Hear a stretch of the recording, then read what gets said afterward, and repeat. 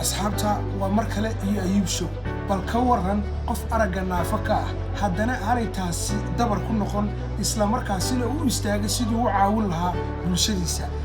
garabkayga waxa fadhida Adna Maxamed Cali oo aragga naafaka ah balse ka mid noqotay aasaasayaasha urur lagu caawinayo isla markaasina lagu garab istaagayo ardayda hablaha ah ee aragga naafaka ah sidoo kalena ka mid ah warfidiyeenada iyo wariyaasha hablaha ee ka shaqeeya Hargeysa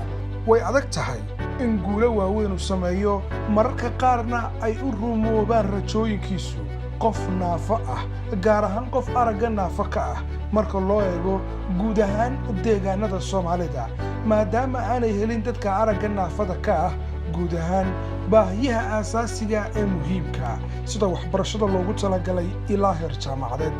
haddaba iyadoo taasi jirto waxaan magaalada Hargeysa kula kulmay Adna Maxamed Cali oo aragga naafaka ah balse iyadu u dooda dadka naafada ah gaar ahaan kuwa aragga naafada ka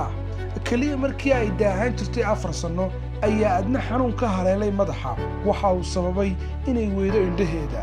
kadib intaasi waxa ay ka mid noqotay arday kooban oo ka baxay dugsi lagu talagalay ardayda aragga naafada ka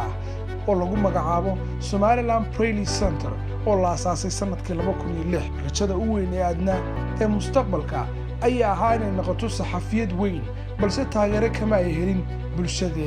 bulshada in badan oo ka mid ah soo dhaweyn kalamaan kulmin dadku waxay ku lahaayeen anigii laba hablood oo kala aragga naafaka baan saxaafadda ku bilownay maxaa ka doonaysaan saxaafadda maxaa ka rabtaan marka walahi hadana dhagumaan dhigin markaan iskuulka tagnay kulliyadda barashada saxaafadda ee Sweden College si fiican bay noo soo dhaweeyeen mana dareensiin inaan naafanahay dadaal dheer kadib hamigii Adna ayaa noqday mid rumoobay waxaana ay ka mid noqotay hablaha saxafiyiinta ah ee magaalada Hargeysa aniga mid ka mid ah riyooyinkayga nolosha rumoobay anigoo yar oo afirjira ayaan bartay maxaan ku leedahay dhageysan jiray idaacadaha iyo qalka ka ciyaarana anigu recording baan dhageysan jiray bal waxaan tamaniyi jiray raadiyoga inaan dhex galo anigoo de wax sawirada idaacada ka haysanin ana jira la recording ku dhex galiyo waad ka hadli doontaa marka wallahi saxaafadda aad baan u jeclaa markii aan bartay ee aan mihnadii ka mid noqdayna aad baan u farxay haatan Adna ayaa aaminsan sidan horta waxaan fariino diraya dadka naafada ah disability-ga waxaan leeyahay haddii xubnahaaga qayb ka mid ah aad weydo taa macnaheedu ma aha inaad tahay qof nolosha ka dhacay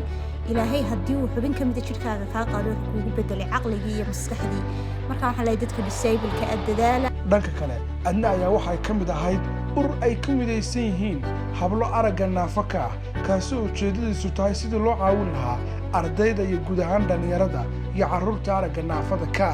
marka laga imaado caawinta dhalinyarada iyo carruurta aragga naafada ka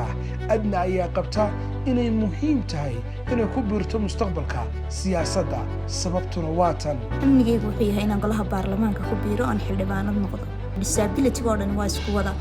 waade waxaan kula dadka waa iska xigaan waqtiga marka inaan dadka disability-ga u doodo oo baarlamaanka insha Allah galo ayaan jecelahay Adna waxa ay naafo ka tahay aragga waxaana ay qabatay kaalin muhiim ah oo bulshadeedu u baahnayd ilaa iyo haatanna baahideedu ay taagan tahay iyadoo u istaagtay sidii ay horumarin lahayd dadka naafada ah gaar ahaan kuwa aragga naafada ka halganka Adna ayaa mid soconaya maadaama rajadeedu ay tahay inay rumayso sidii dadka aragga naafada ka ay u heli lahaayeen dugsiyo waxbarasho oo dhammaystiran ilaa heer jaamacadeed